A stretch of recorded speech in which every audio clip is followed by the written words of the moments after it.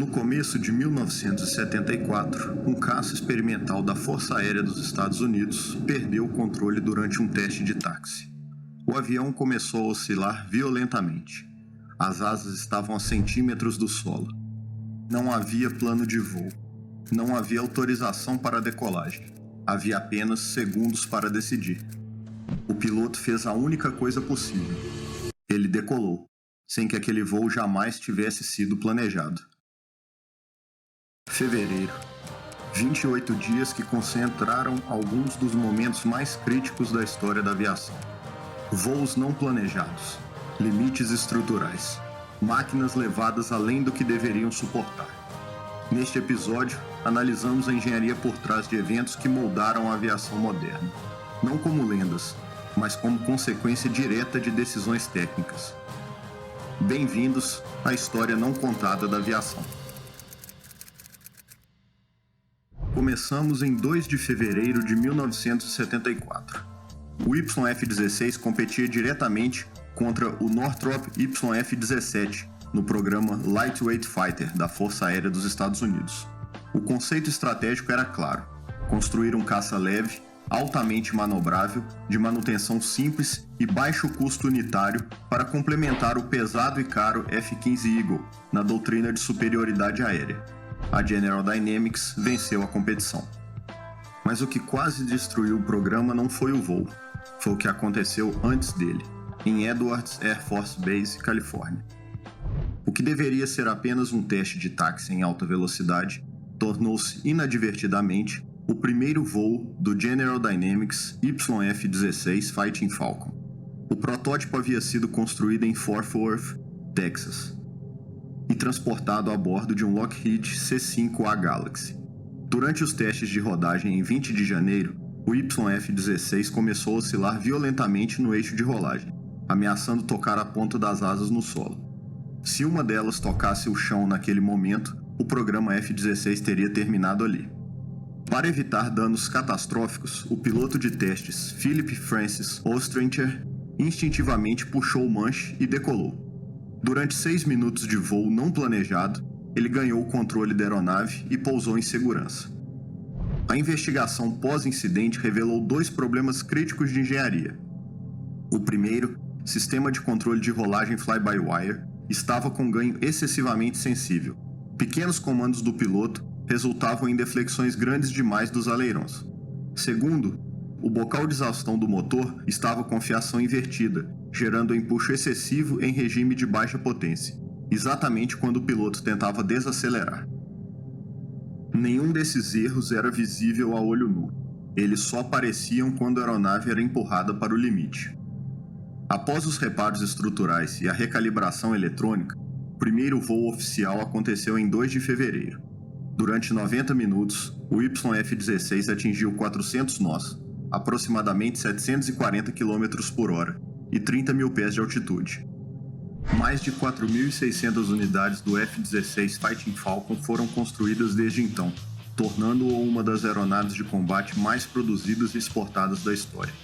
O F-16 Block 7072, a variante moderna de produção, é considerada pela Lockheed Martin o caça de 4ª geração mais avançado já construído, utilizando radares APG-83 AESA, normalmente usados em caças de 5ª geração, além de aviônica avançada e vida estrutural de até 12.000 horas, 50% acima de variantes anteriores de produção. É um caça multimissão capaz de voar a velocidades acima de Mach 2, com aproximadamente 15 metros de comprimento, 10 metros de envergadura e peso máximo de decolagem de quase 22 toneladas.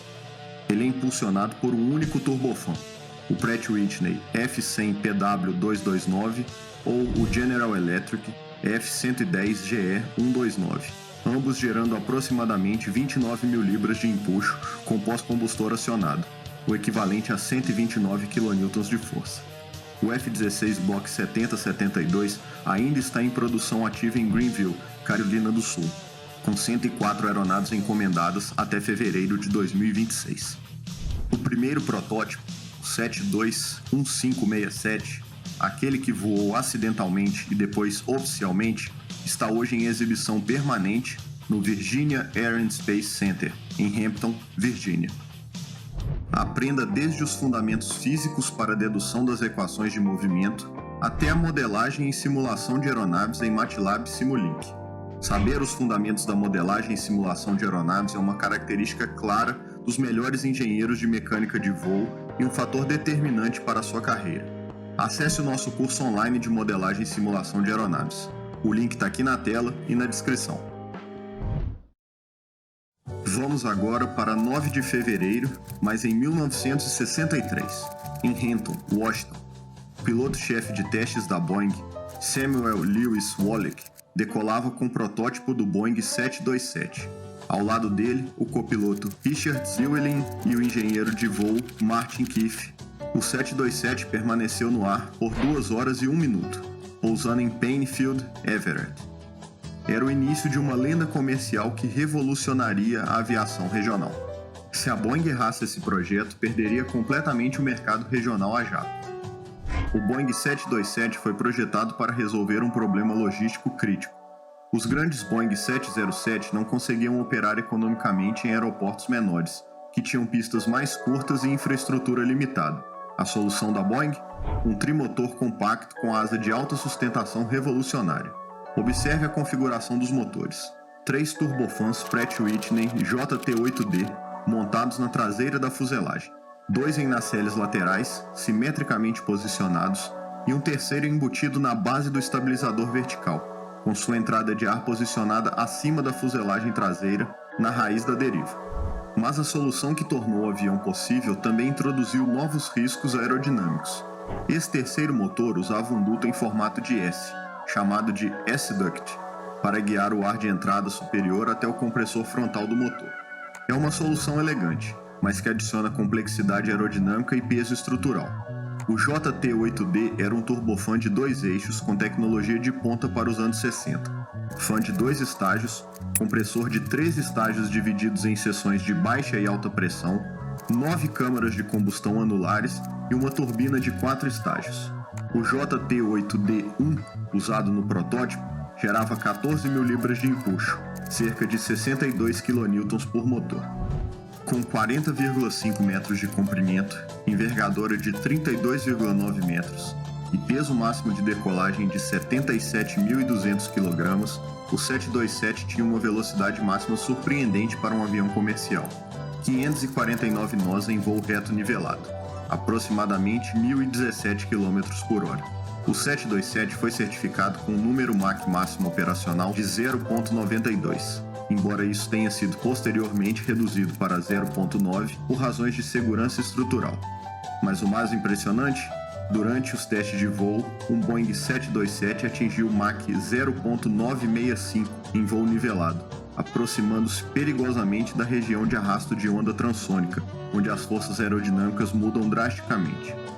Ali, o 727 tocou uma região onde pequenos erros aerodinâmicos se transformam em forças enormes. A Boeing esperava vender cerca de 250 unidades para cobrir os custos de desenvolvimento. Ao fim da produção, em 1984, a Boeing havia construído 1.832 exemplares, tornando o 727 um dos jatos comerciais de maior sucesso da história. O protótipo N7001U foi entregue à United Airlines em 6 de outubro de 1964 por $4.400.000. Durante 27 anos de operação comercial intensiva, ele acumulou 64.495 horas de voo e incríveis 48.060 ciclos de pouso e decolagem. A United estimou que esse único avião gerou mais de $300 milhões em receita ao longo de sua vida operacional. Em 1991, a United doou o N7001U ao The Museum of Flight, em Seattle, onde foi meticulosamente restaurado e hoje repousa em exibição permanente. Em 25 de fevereiro de 1975, uma era chegou ao fim em Edwards Air Force Base. O brigadeiro general Charles Elwood Chuck Yeager, o primeiro homem a quebrar a barreira do som em 1947, pilotando o Bell X-1, fazia seu último voo como piloto militar ativo. Mesmo para alguém como Yeager, nenhuma aeronave era perdoável. A aeronave escolhida para essa missão histórica o McDonnell Douglas F-4E Phantom II, de matrícula 650713. Este não era um Phantom comum. A matrícula 650713 era o protótipo YF-4E, uma variante modificada para portar o canhão rotativo M61 Vulcan de 20 mm. O F-4 original não tinha canhão interno, dependendo exclusivamente de mísseis ar-ar. A experiência do Vietnã provou que isso era uma vulnerabilidade fatal no combate de curta distância, levando ao desenvolvimento do F-4E armado. Posteriormente, esse mesmo avião foi usado como testbed para o programa F-4G Wide Weasel, especializado na supressão de defesas aéreas inimigas através de mísseis anti-radiação.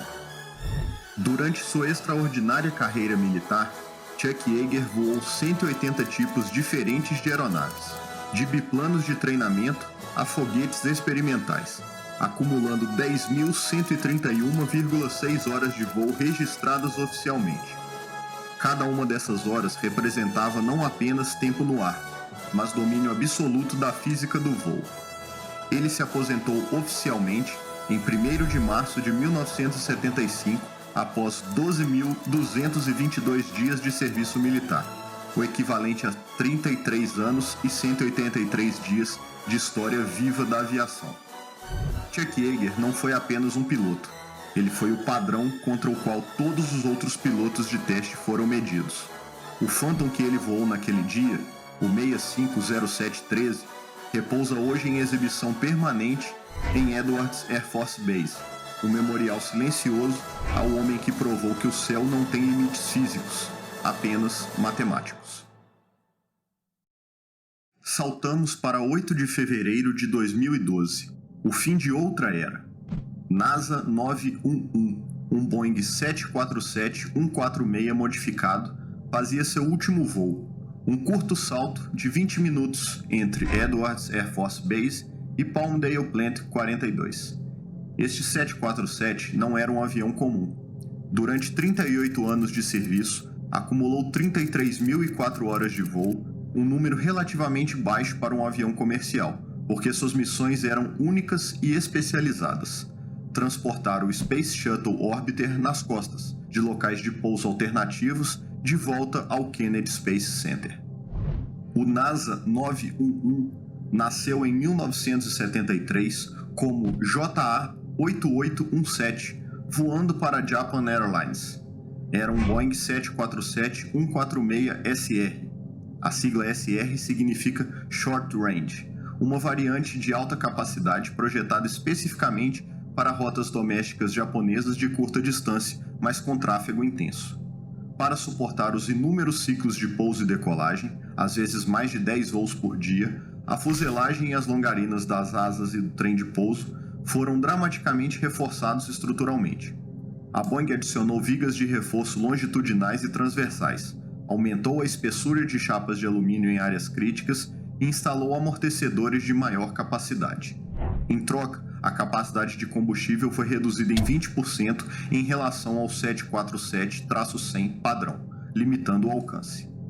Com 70,6 metros de comprimento, 59,6 metros de envergadura e altura total de 19,3 metros, o NASA 911 tinha um peso vazio de 146.526 kg e peso máximo de decolagem de 322.050 kg.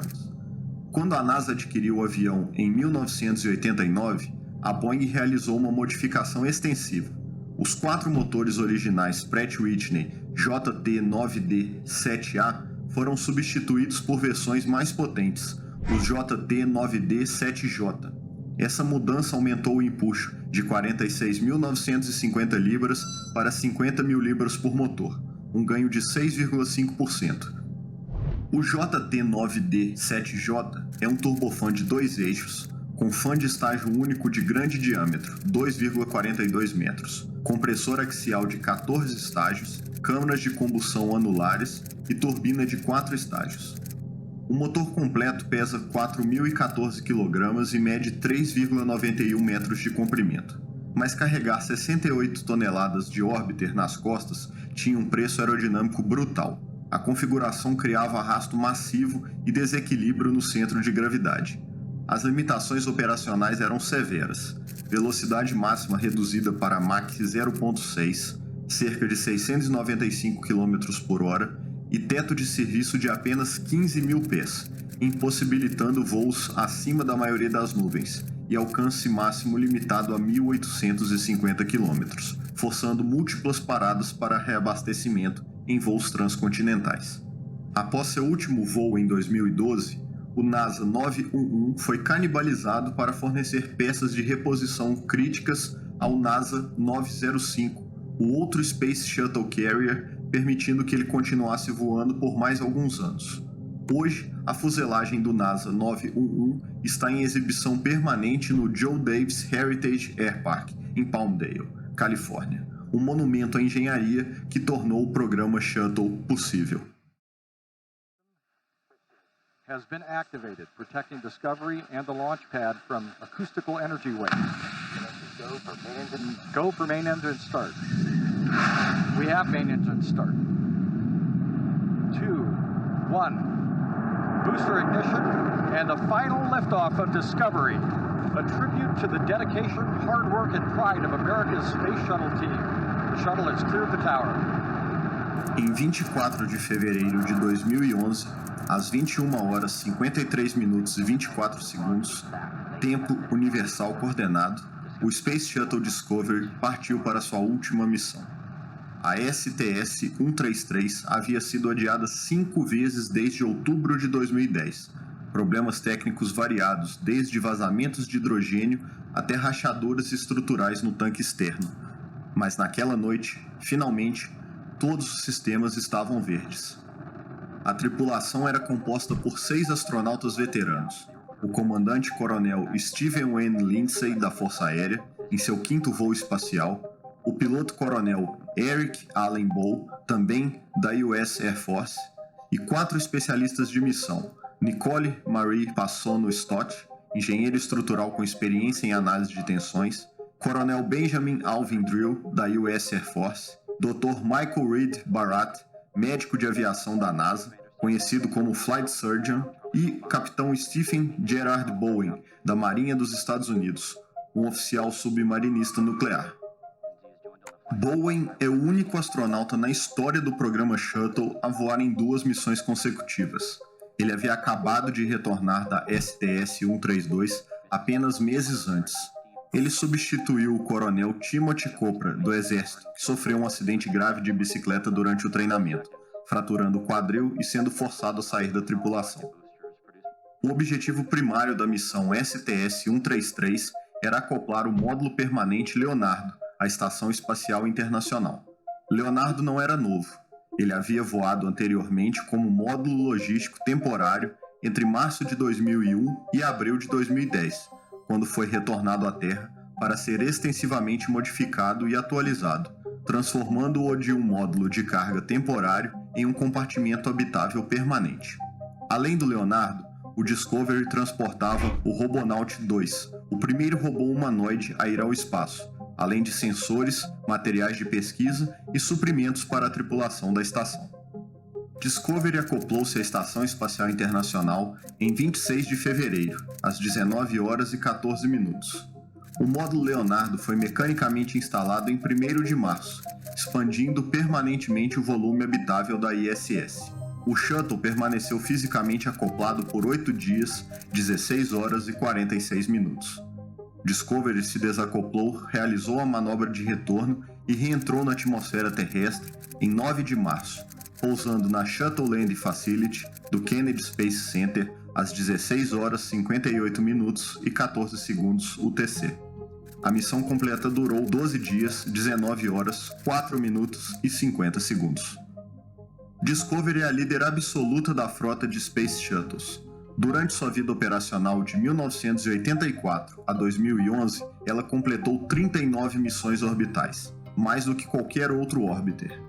Ao longo desses 27 anos, passou 365 dias, 22 horas, 39 minutos e 33 segundos no espaço, percorrendo incríveis 238.539.663 quilômetros, o equivalente a mais de 1.500 vezes a distância da Terra à Lua. Em 19 de abril de 2012, o Discovery foi colocado em exibição permanente no Stephen F. Udvar Hazy Center do Smithsonian National Air and Space Museum, em Chantilly, Virgínia, perto de Washington, D.C.